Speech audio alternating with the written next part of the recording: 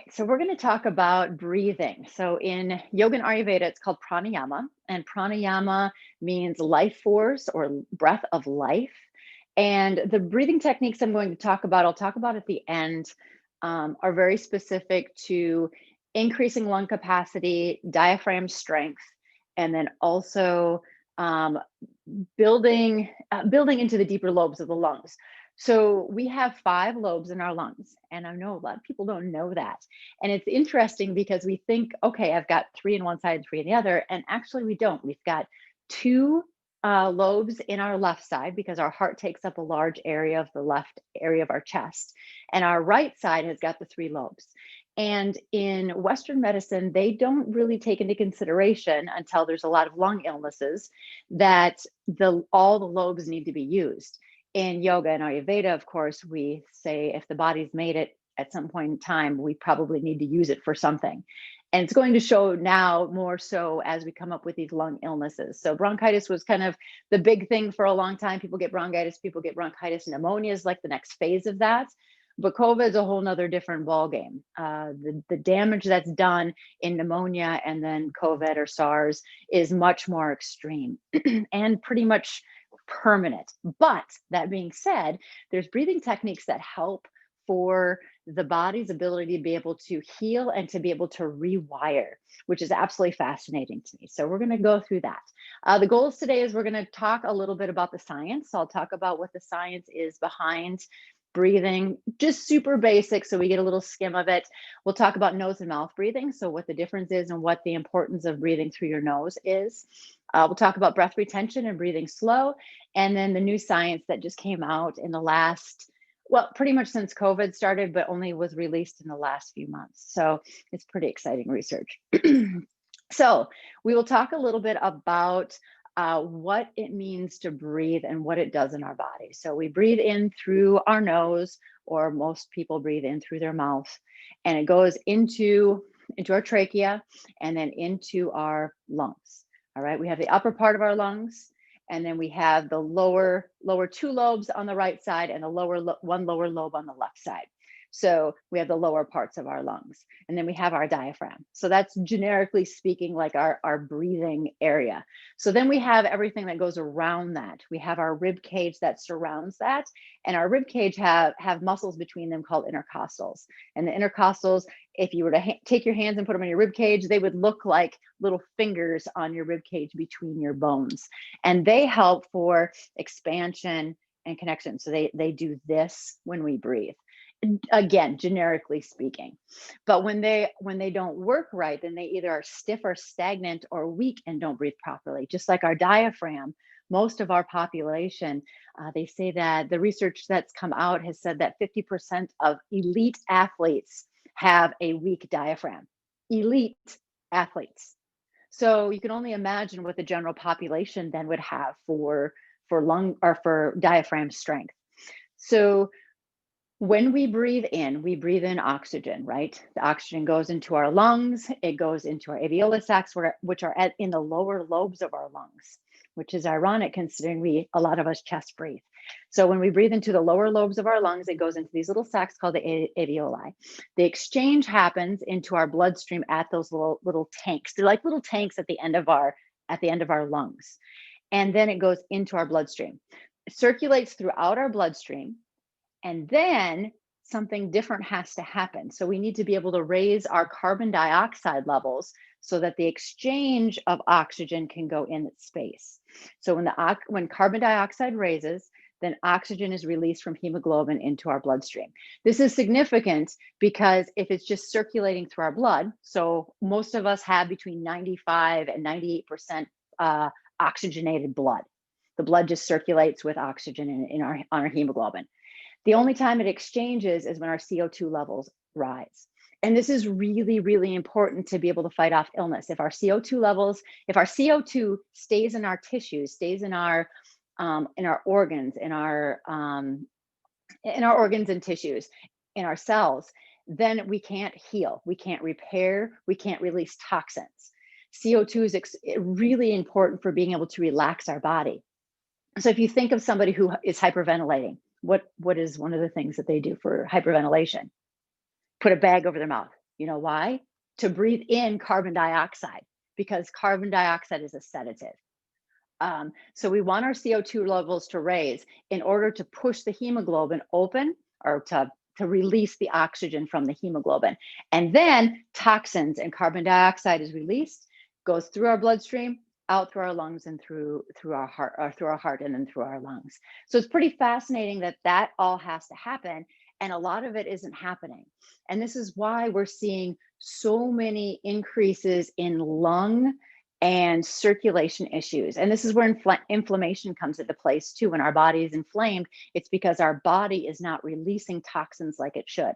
And as an Ayurveda, we look at the immune system, or we look at the lymphatic system as being a huge contributor to that. And that breathing is one of the number one things you can also do to help encourage the flow of your lymphatic system, which is your immunity in a generic term, but it's your body's release of waste out of your body. So we will go to nose versus mouth breathing. So nose breathing helps to increase alpha waves. So alpha waves are the waves that are more of the relaxed waves. They're right before the theta waves. Theta waves are the lighter sleep waves. So they're the time in our day when we can just go and things just happen and they go well, and we're not focused intensely hard, but we're able to function very, very well. This is where we want to be a lot of the time, but we actually are in the beta waves way more often. So breathing through your nose decreases beta waves. So beta waves are that intense focus. It's where our body releases the fight or flight, or increases the cortisol levels. So there's more stimulation in beta waves. It helps to decrease fight or flight. So it helps to activate your parasympathetic nervous system. So your parasympathetic nervous system is your rest and digest. Your sympathetic nervous system is the system of your body that's fight or flight. So it helps to reduce your sympathetic nervous system by activating your parasympathetic nervous system. It increases endurance. And that's because our nasal passages are designed to be able to breathe, to restrict the breath, to increase carbon dioxide and oxygen exchange. So increase your carbon dioxide to release oxygen into your cells and into your tissues for endurance, for repair, all of that. Brain waves and coherence. So helps your brain be able to function optimally. And that's part of the reason is because oxygen helps our brain to function better, but also helps to detoxify our brain. So breathing, pranayama, life force, helps to draw toxins out of our brain.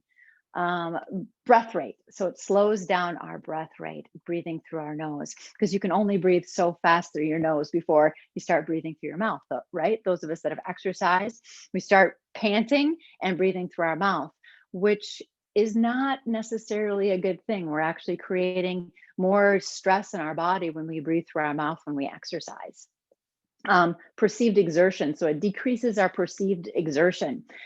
Some of us who have went to health clubs, they'll give you the scale of rate of perceived exertion. How hard do you feel that you're working right now? And that gives you a scale of 1 to 10 of how you feel. So you can work out harder and get more benefits out of your workouts without feeling like you're working that hard. It's pretty fascinating. I've been experimenting it on myself over especially the last 6 months. And it's pretty amazing what the body can do when you start introducing nose breathing and making that a priority. Increases the lobe, lungs, and gas exchange. So this is important when I was talking earlier about the exchange of carbon dioxide and oxygen. So oxygen goes into our body, carbon dioxide comes out. When we breathe into the lower lobes of our lungs, that exchange happens at a faster rate. If it doesn't happen, then the toxins stay in our body, carbon dioxide stays in our body, which a little bit of excess is good in order to keep that exchange happening. But when we get too toxic, when it's held in our body, then our body can't heal properly. All right, a little sip.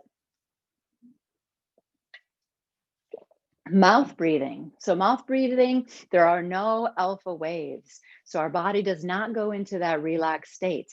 Often we overbreathe. So this is another part of our issues in our country or in our world is overbreathing, but more specifically to the Western lifestyle.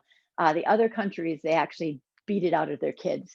And I was reading some articles and listening to some podcasts from different practitioners, and they talk about their Hispanic friends or their European friends and how they will like tape their kids' mouths shut, or they will tell them to keep their mouth shut, keep their tongue on the roof of their mouth.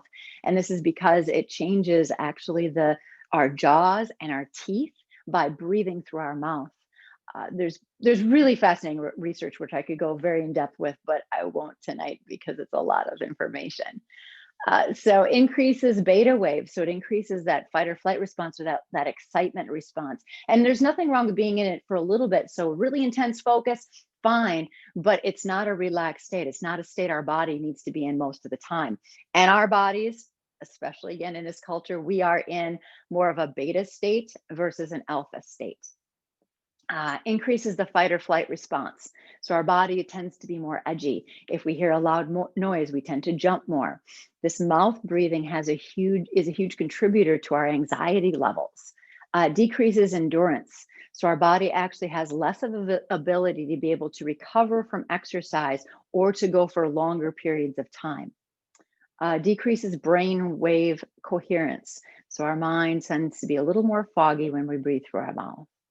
Our breath rate increases, so we'll have a tendency to pant more or to breathe irregularly. We'll take in a deep breath and over oxygenate and not breathe out completely. And this sounds like it's a really good thing, like, oh, take a deep breath. It's like, actually, the exhale is far more important because our body will pull in oxygen anyway. It's its natural state. It's the exhale that's the active portion. So we want to make sure that our body is getting rid of the excess, getting rid of the byproduct of our breath. And then the lower lung gas exchange doesn't happen. So decreases our exchange in our lower lungs. All right. So how many breaths do you think we take a day? We take about 26,000. That's a lot of breaths. So we want to make sure that our breaths are doing what they need to do. And it takes time to be able to restructure your breath. But one of the first things you can do is during your day, focus on not breathing through your mouth. And you'll notice how often you actually do breathe through your mouth, but start really focusing on your nose. And this will help for sinus stuff. It'll help for cognitive stuff. And it also helps for nitrous oxide levels in our nose. And I'll get into that in a little bit. So when we breathe quickly, we activate our sympathetic nervous system. Our sympathetic nervous system is our fight or flight response. This response causes us to feel more anxious, more edgy, and it does help us feel more alert, but it's not necessary in situations in our normal day-to-day life. Although there's a lot going on in our world right now, we need to learn to adapt. And part of that is being able to breathe to calm our nervous system down. So taking slower, deeper, lower lobed breaths.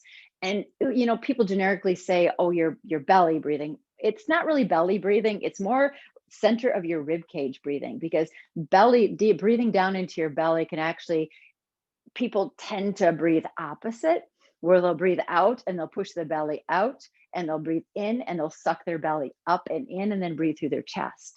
So it's better to focus right on your rib cage. And you can do this during the day by taking a scarf or a belt or a tie and tying it around your rib cage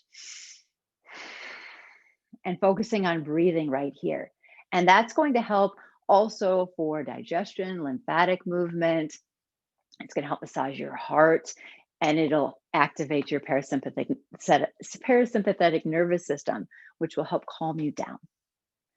All right, slow, deep breaths. The benefits: activating your parasympathetic nervous system so your body can rest, but also digest, and not just digest physical stuff. So we're not just talking about digesting food, we're talking also about digesting emotions. So your body digests stress when the parasympathetic nervous system is activated.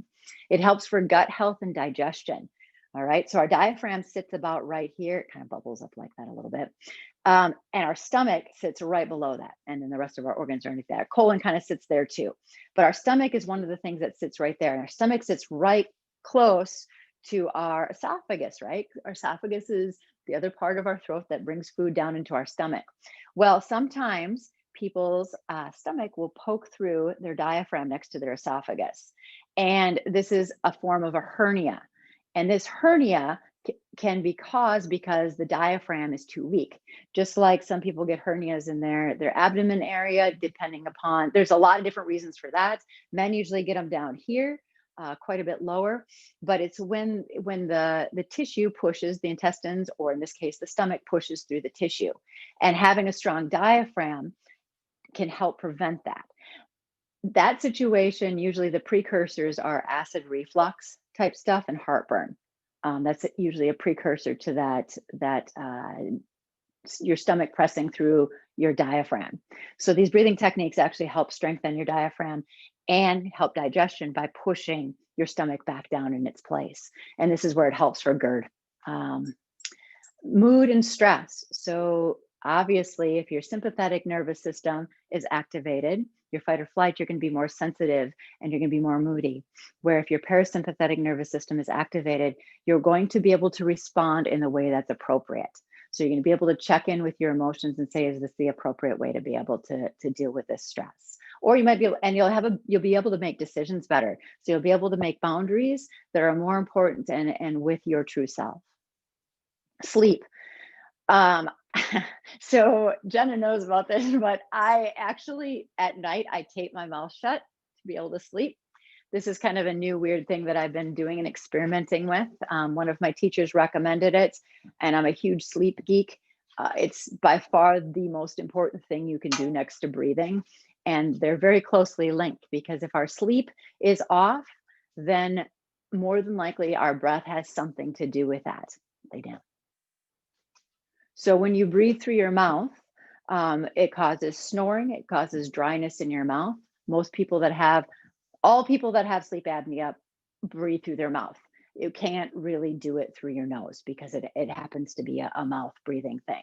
So you can decrease all of those things by breathing through your nose. But one of the things at night is that we're not aware of what's going on.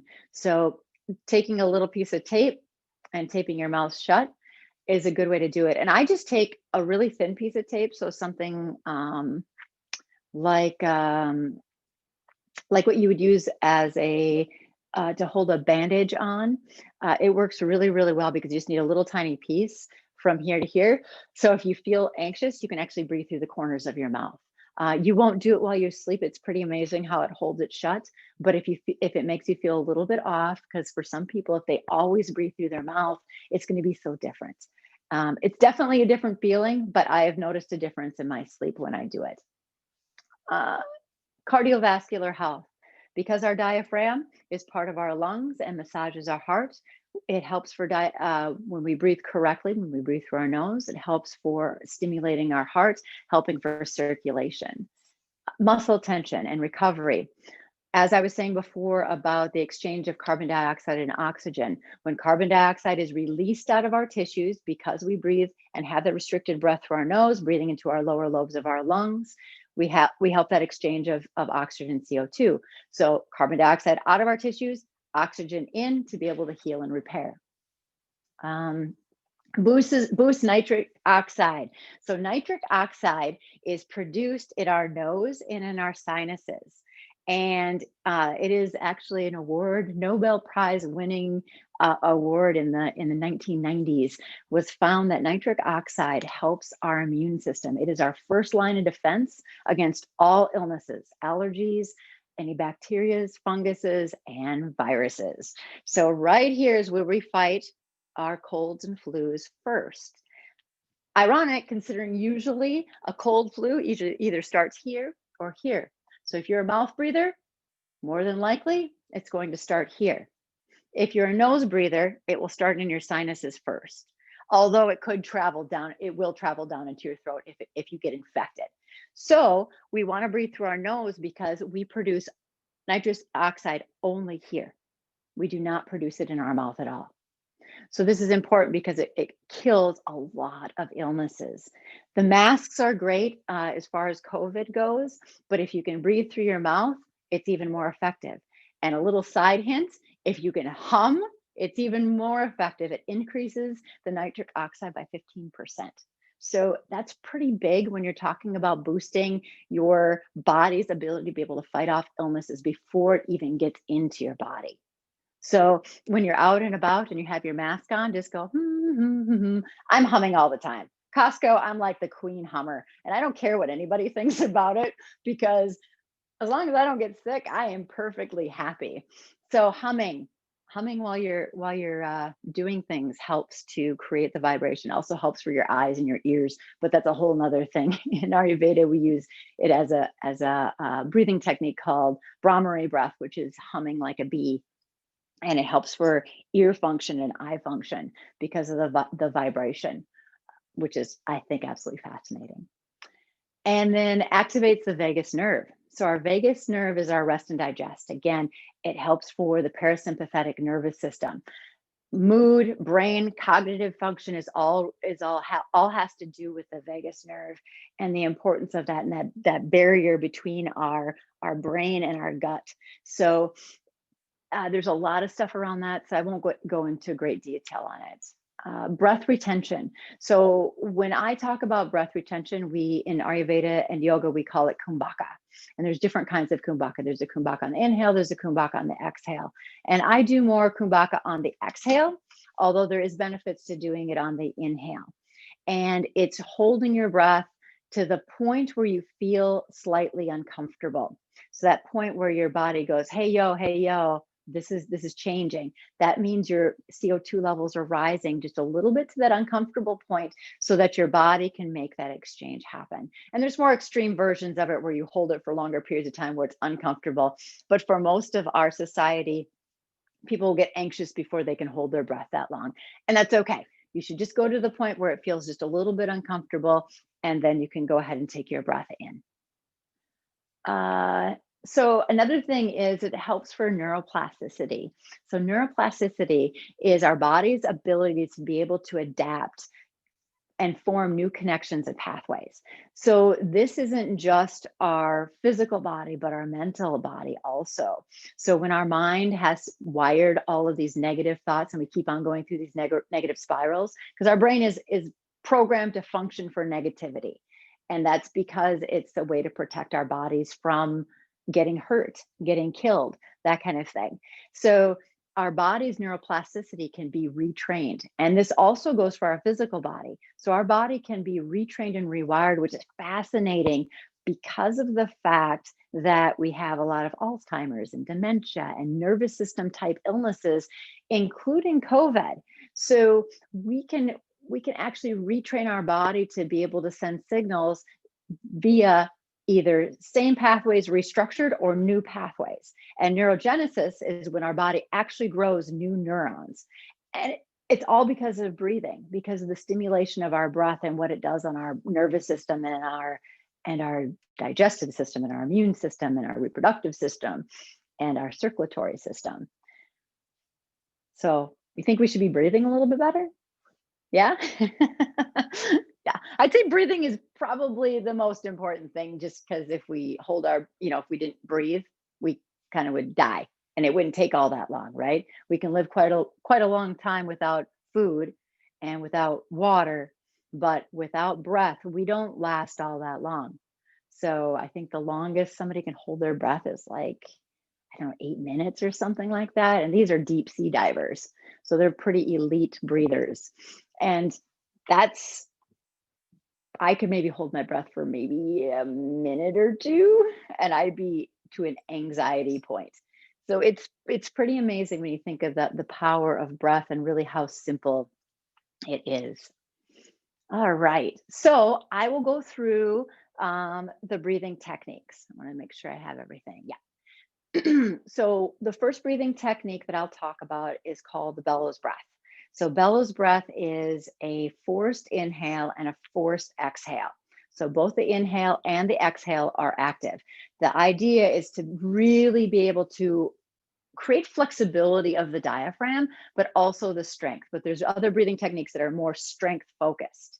It's fully contracting the diaphragm and then relaxing the diaphragm, fully contracting and fully relaxing.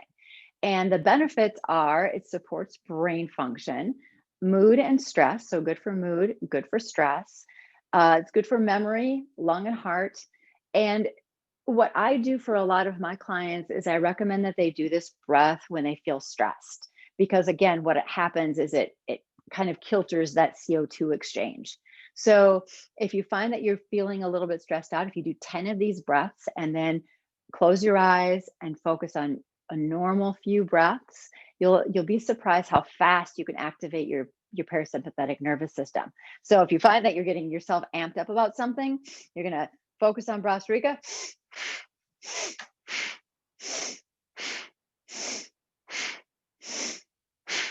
Do about 10 of those. You exhale out, you find a couple deep breaths, and you'll be surprised how fast your mind completely flips off the sympathetic nervous system and that anxiety. It's really, really fascinating. I teach this one, actually all three of these breaths in my yoga classes, every single class now, because I want them to get the most, and that's what I offer is pranayama techniques. So bellows breath or Brasrika would be the first one. The second one is Kapalabhati. So this one's a little bit newer to my sequence. I was doing some other breathing instead, but Kapalabhati is more of a accelerated breath. You breathe from the lower lobes. So it's a really it's a little more jolty, where Brasrika is more like, Kapalabhati is like, so it's like a forced exhale out, like you're blowing a booger out your nose. It's a little bit more intense on the diaphragm, so it'll feel very, very different. And this one is more of a lymphatic mover because it's a little bit jolting. Just like when we think of lymphatic movement, if you run or jog or walk or jump on a trampoline, great lymphatic movers. Like they're very intentional movement. Same thing with this breath because of the jolting of it. It helps for lymphatic movement. And then the lymphatics of the brain. So we have a lymphatic system in our brain also. And this breath, because of the force, it's called skull shining breath in English, Kapalabhati. It forces the breath up into our brain. So a lot of times people, if they do it for a long period of time, so we do it for a shorter period of time, but we can do longer practices where you're doing like 50 or doing it 50 breaths or doing it for like a minute, you'll get what's called skull shining. You'll start to feel a little bit lightheaded. And that's because it's pushing the breath up. It also gets into those lower lobes really deep. So it helps for that O2 CO2 exchange. It helps for detoxifying the body. Obviously, if it's moving lymphatics, it's detoxifying the body, which also helps for fat burning. So it's a really powerful breath. The last one is my favorite. It's pratyoloma, and pratyoloma is linked to the Western terminology, inspiratory muscle training. So in Western medicine, they use this breath for GERD, heart disease, asthma, athletic performance, to increase athletic performance, and for any sort of breathing dysfunction. So they've been using it for the last few years, and they do it a little bit different than we do in Ayurveda, but it's exactly the same thing. They use apparatuses, so they'll use an apparatus in the mouth, which we don't do because we want everything to go through our nose. But the idea is to be able to restrict the breath that you can breathe in so that your diaphragm contracts completely. So it's a pretty intense breath because the idea is to be able to block off 30 to 50% of your breath. And so when we practice pratyoloma, we pinch off our nose, which cuts off I cut off probably about 80%. So I'm only breathing through a very small bit, but I've been doing this since the beginning of COVID. So that's a little bit different than just starting out. All right. So some of the new information that's come out, and I'm going to read this this part of this article that came out from the American Journal of Medicine. This came out in April of 2020. So it came out just as COVID was hitting. And it says, diminished respiratory muscle performance may contribute to the overwhelming burden imposed on the healthcare system due to viral pandemics. What is more concerning is the frequency of viral pandemics and the prevalence of global population in poor health associated with impaired respiratory muscle performance are potentially both at a tipping point. In nations with high economic development, poor baseline health is now unfortunately the norm. Obesity alone presents 42.4% of adults in the US population and continues to increase. So that's huge. And there's many different reasons why obesity is becoming an issue and that breathing is becoming an issue. It's something that we can easily take for granted. And I believe it's the thing that could probably help almost everybody with their illnesses. And it's because when you start breathing correctly, other things will start working better. So your digestive system will work better, your oxygen carbon dioxide exchange will happen, your body will be able to digest, your body will be able to circulate better, your lymphatic system will be able to drain toxins out of your body, you'll be able to deal with your stress and manage stress better. So it all is linked together and it all starts with breathing. So we will do a round of Brasrika, Kapalabhati, and Pratyaloma together. So you can find a comfortable seated position. And Brasrika, you can take your hands and place, I'll take my top shirt off because it'll be a little bit easier to see. But you can take your hands to your rib cage if you'd like. If that's uncomfortable, I have one client who takes her hands to the front of her rib cage because she's got some shoulder and neck issues. So that works also. But you want to make sure that you're breathing like a bellows. So like this versus breathing like this. All right. So it'll look like this. Can you see how my rib cage is moving? So a lot of times when we breathe like this, which is very different. It already made me feel a little anxious. So breathing through here.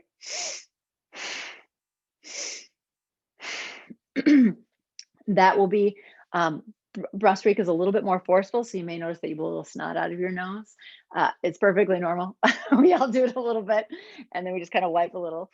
And then we'll go into Kapalabhati. Kapalabhati, you can also take your hands to the front, or you can have your hands on your thighs, and it looks like this.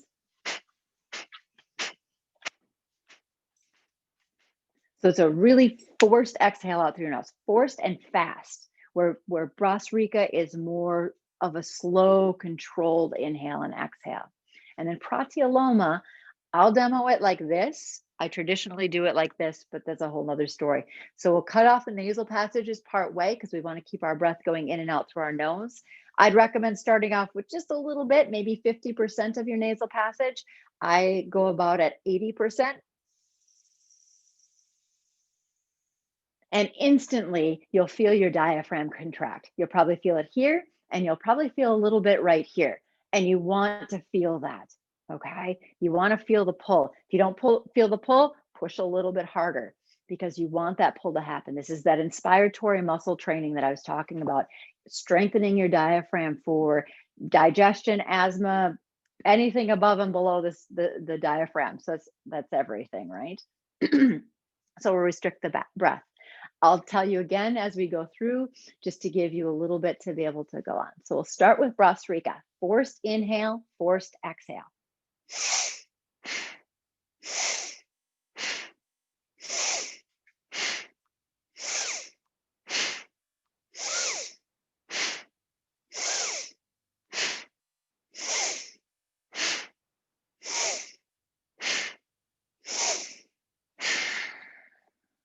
And then normally I would do an exhale, hold out, and you'd hold out as long as you can. If you feel a little lightheaded, that's perfectly normal. That's a lot of stimulation on your body that you're probably not used to, and that's perfectly okay. You'll get over that one. Next one is Kapalabhati. So you can take your hands to the front of your rib cage, and it's a forced exhale.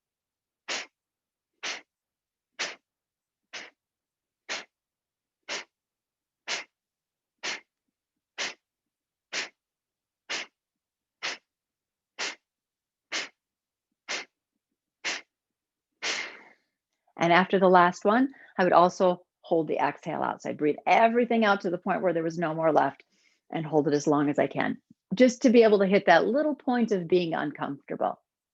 All right, last one. So pratyoloma, you can pinch with your thumb and your ring finger, or you can use your 2 pointer fingers. I'll use my pointer fingers so you can see the full action. Cover your nasal passages as far as you'd like and breathe in.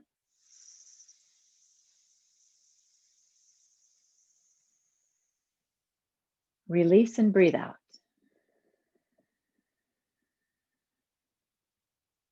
Breathe in.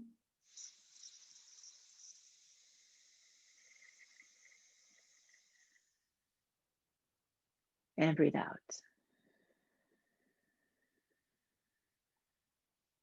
In.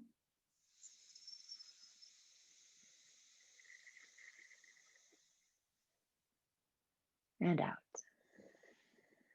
And again, after this one, I would hold my exhale out and I would hold it as long as I can. I find that I can't hold it very long after this one though, because it really pulls on the diaphragm. Okay. So the exciting research that has just come out has to do around these 3 breathing techniques, but more specifically the inspiratory muscle training. And hospitals are using this now. Western medicine is officially using this now for pre, during, and post-COVID, which I think is absolutely fascinating. This gives me hope that Western medicine will look more into Eastern medicine to be able to help people regain strength of their lungs. I've talked to a couple of my friends who have had COVID. They're high caliber athletes. We're talking about ultramarathon runners here, and their lungs have not healed since April. And I'm like, you need to do these techniques. But I think that, I'm just that hippie yoga person sometimes that people don't believe, but that's fine. I'm used to it. But yeah, I'm trying to work on getting into hospitals to be able to offer my services and my services to people struggling with breathing problems. So that's my next little side venture, because what's a 15 minutes in the morning and at night to be able to help people breathe for a little bit. So anyway, this is my little training on yoga and Ayurveda and how breathing techniques are very useful with issues. Thank you. All right, so if you have any questions, you can go ahead and ask.